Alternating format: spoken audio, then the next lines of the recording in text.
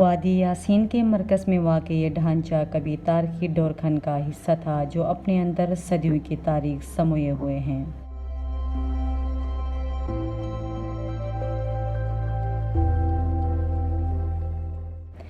ढलान पर वाक़े इस किले से वादी का हसीन नज़ारा आंखों को घेरा कर देता है।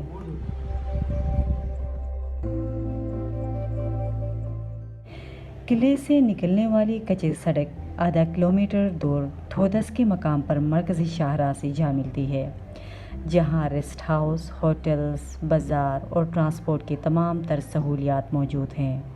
यहाँ से कुछ ही फासले पर पत्थर पर कुंदा क़ब्ल अज़ तारीख़ के नक़ूश भी पाए जाते हैं। इसका ज़िक्र फिर कभी, फ़िलहाल दौरखंड का ज़िक्र आगे बढ़ाते हैं।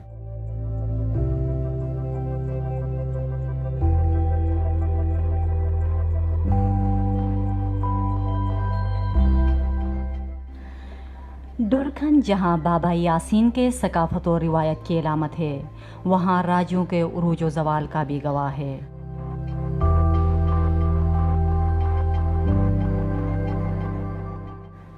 ये किला कब तामीर हुआ, किसने तामीर किया, वसूख से कुछ कहना मुश्किल है।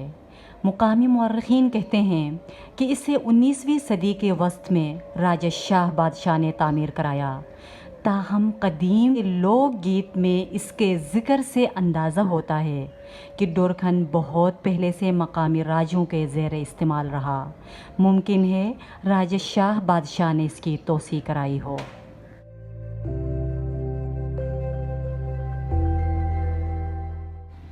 कहा जाता है कि इस मकाम पर अखरोट के एक बड़े दरख्त का खोखला तना था, जिसकी मुनासिबत से इसका नाम दौरखंड रखा गया था।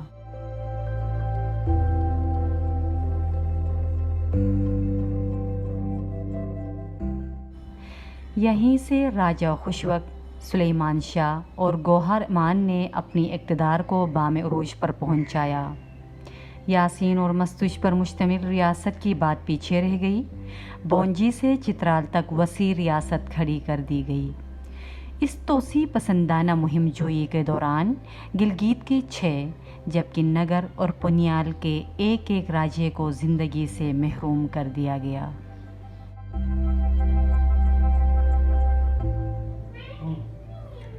गिलगित बल्तिस्तान की दस्तयाब तारीख़ से यह बात साबित है कि यासीन के राजूं का तख्त गिलगित पर कब्ज़ा करने के हवाले से जो पंज आज़माई जो थी वो 17वीं सदी में शुरू हुई थी, लेकिन इस दौरान इन्हें कोई ख़ास कामयाबी नहीं मिली।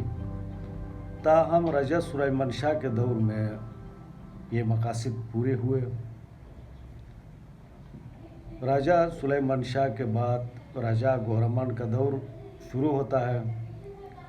इस दौरान पहले सिखों फिर डोगरों से जो है पंज आज़माई का इक़्तिदार के उसूल के लिए पंज आज़माई का एक तवील सिलसिला जो है वो जारी रहा। गो के राजा गौहरमान की ज़िंदगी में सिख और डोगरा गिलगित में कदम जमा नहीं सके, लेकिन राजा गौहरमान के इंतकाल के बाद जो कुछ भी हो गया वो गिलगित बल्तिस्तान की तारीख़ का एक भयानक बाप है। डोगरों और अंग्रेज़ों ने मिलकर गिलगित बल्तिस्तान और चित्राल पर 100 साल से ज़ायद अरसे तक हुकूमत की।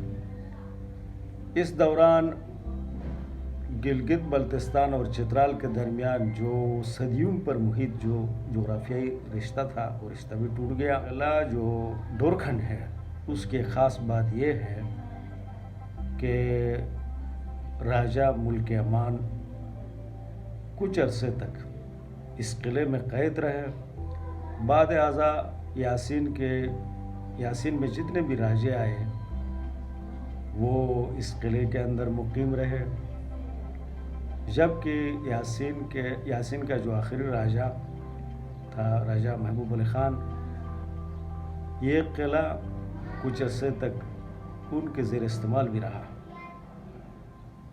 अपने बीवी को ऊपर बैठाता था महबूब अली खान, उसे इधर नीचे पोलियो ग्राउंड उधर वो खुद जाके खेलता था, वो उस ऊपर से देखता था।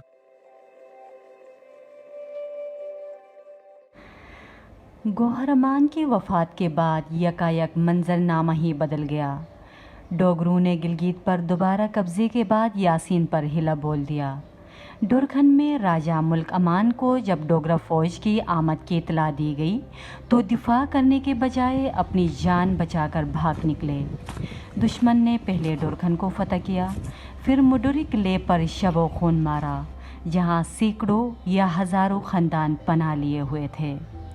दुश्मनों ने बच्चों और ख़वातीन समेत सैकड़ों बेगुनाह अफराद को शहीद कर दिया और सैकड़ों अफराद को कैदी बनाकर ले गए, जिनमें ज़्यादातर ख़वातीन थी। दुश्मन के साथी कोई और नहीं, इसी मफरूर राजे के कज़न राजा ईसा बहादुर और राजा अज़मत शाह थे। सितम ज़रीफ़ी ये है कि गद्दार भी अवाम के ही एक हिस्से को ठहराया गया। अच्छा, तारीख से ये बात भी साबित है कि राजा अज़मत शाह और राजा ईसा बहादुर जो है राजा गौहर अमान से इंतकाम लेना चाहते थे, इसीलिए उन्होंने जो है साजिशों के ज़रिए डोगरा फ़ौज की मदद से यासीन पर चढ़ाई की, और जब वो यासीन के हुदूद में दाखिल हुए तो यासीन का जो राजा थे, राजा मुल्क अमान, वो मौका से फरार हो गए।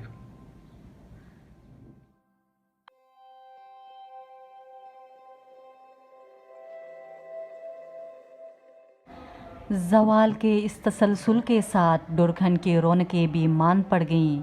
राजे का शानदार महल, दरबाने, खादमों और ब्रिगेड के क्वार्टर्स, खुद साख्ता अदालत, कैद खाने, सब एक एक करके मिटते गए।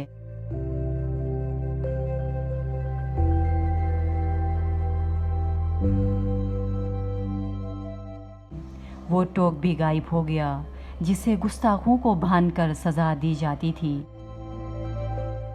सिर्फ एक छोटा सा टूटा फूटा ढांचा बाकी रह गया जो अपनी बेसरो समानी और बेबसी की गवाही दे रहा है।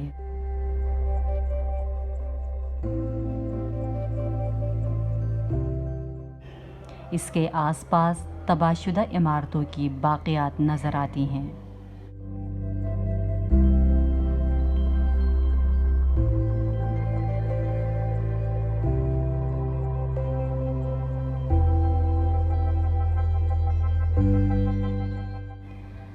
डोरखंड के कुछ हिस्से में तहसील की इमारत बनाई गई है।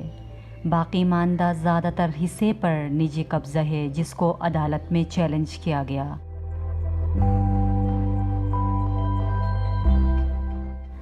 तेज़ रफ्तार मौसमी तग़य्युर ने जहां ज़िंदगी के हर शोबे को मुतासिर किया है, वहां डोरखंड भी महफूज नहीं।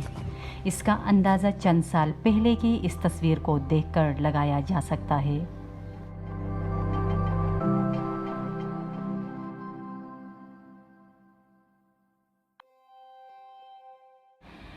वक्त गुजरने के साथ साथ किले की दीवारों पर पड़ी दरारें मज़ीद गहरी होती जा रही हैं, जो किसी भी वक्त दराम से ज़मीन बोस हो सकती हैं। ये देखें, बिल्कुल ये गिरने वाला है, दरवाजा जो खड़ा है, खस्ता हालत है, इधर से बाहर नज़र आ रहा है। इस फोर्ट से बहुत कुछ किया जा सकता है, टूरिज्म वगैरह अट्रैक्ट किया जा सकता है, लेकिन ये लोग जो है ना आराम से सोए हुए बैठे हुए।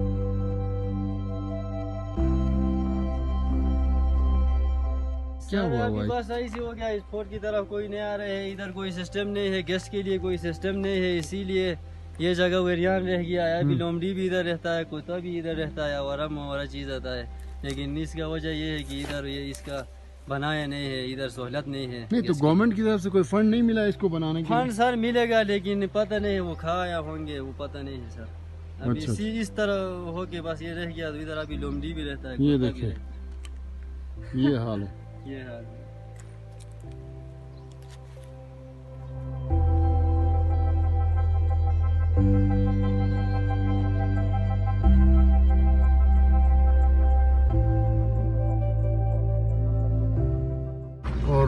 भी खस्ता हालत है। फोर्ट में जो रोड जा रहा है उसकी भी हालत से ज़्यादा कुछ सही नहीं, पानी आ रहा है। ऐसे में इसकी बहाली का इम्कान भी दूर दूर तक कहीं नज़र नहीं आ रहा, क्योंकि मलकियत का तनाज़ा आड़े आ रहा है। डुरखन को यासीन की तारीख़ी बाक़ियात में सबसे नुमायाँ कहा जाए तो बेजाना होगा, मगर वो वसीउ ज़हन सोच कहाँ से लाएं जो इस कीमती उर्से को यासीन की पहचान बनाने का बायस बन जाए।